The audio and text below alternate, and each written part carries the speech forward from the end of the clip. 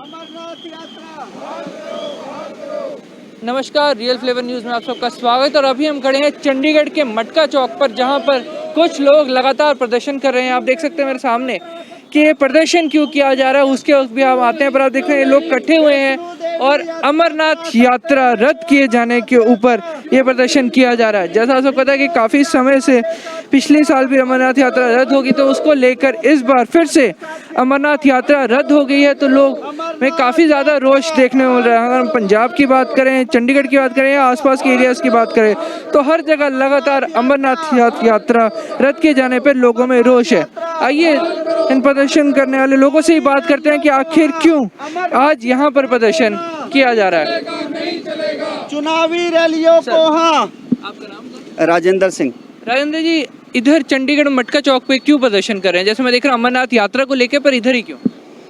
यहाँ पर एक तो लोगों का आना जाना काफ़ी है और आज हमने हमारे चंडीगढ़ के डीसी साहब को अमरनाथ यात्रा को बहाल कराने के लिए एक ज्ञापन सौंपना है। तो यहाँ से इसके बाद हम मार्च करके डीसी ऑफिस जाएंगे। यहाँ से डीसी ऑफिस जाओगे? हाँ जी, हाँ जी। किसी कारण अमरनाथ यात्रा कोरोना के चलते कैंसिल की गई है, फिर क्यों प्रदर्शन? क्योंकि थोड़ा सा तो कॉम्प्रोमाइज़ करना पड़ेगा कि माहौल ऐसा है। मैं आपकी बात से पूरी अच्छी तरीके से सहमत हूँ। मैं यानी हमारा सैबलो जो सारी अमरनाथ यात्रा में जितने भी भंडारे लगते हैं उनकी ऑर्गेनाइजेशन है, और हमारी लोकल ऑर्गेनाइजेशन शिव पार्वती सेवा दल चंडीगढ़, श्री हरिहर सेवा समिति, ये हमारी यहाँ की संस्थाएं हैं जो अमरनाथ धाम में सेवाएं देती हैं। आपने कहा कि कोरोना काल के चलते यात्रा बंद की गई है। कोरोना काल की जितने भी प्रोटोकॉल्स हैं, जितनी भी हिदायतें हैं, जितनी भी टर्म एंड कंडीशन है, शाइन बोर्ड उन सारी टर्म एंड कंडीशन को लागू करें। और जिन 32,000 लोगों की रजिस्ट्रेशन हुई है, पहले दोनों रूट से यात्रा 10-10 हज़ार यात्रियों को छोड़ा जाता था। हम उनसे डिमांड कर रहे हैं कि जिन व्यक्तियों की वैक्सीनेशन दोनों हो गई हैं, जिन्हें टीकाकरण अच्छी तरीके से लग गया है, आप दोनों रूट में अपना कोरोना टेस्ट उन यात्रियों का कराएं। हम कहते हैं कि 10,000 यात्रियों की जगह आप केवल हर रोज़ प्रतिदिन 1,000 यात्री भेजें।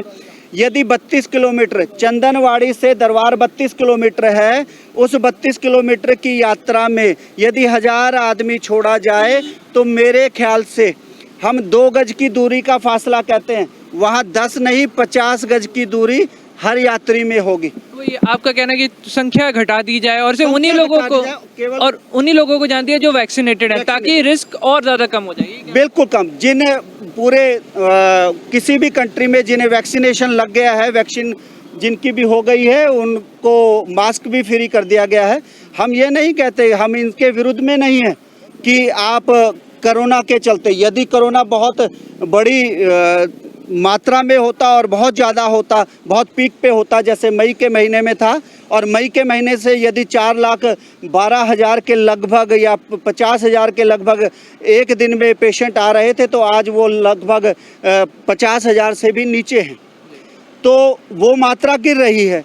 तो उन सब हिदायतों का ख्याल रखते हुए बिल्कुल प्रॉपर प्रोटोकॉल के अनुसार आप यात्रा चलाएं। यात्रा 56 दिनों के लिए थी, यात्रा 56 दिन के लिए ना चलाएं। यात्रा की अवधि केवल 1 अगस्त से कर दें।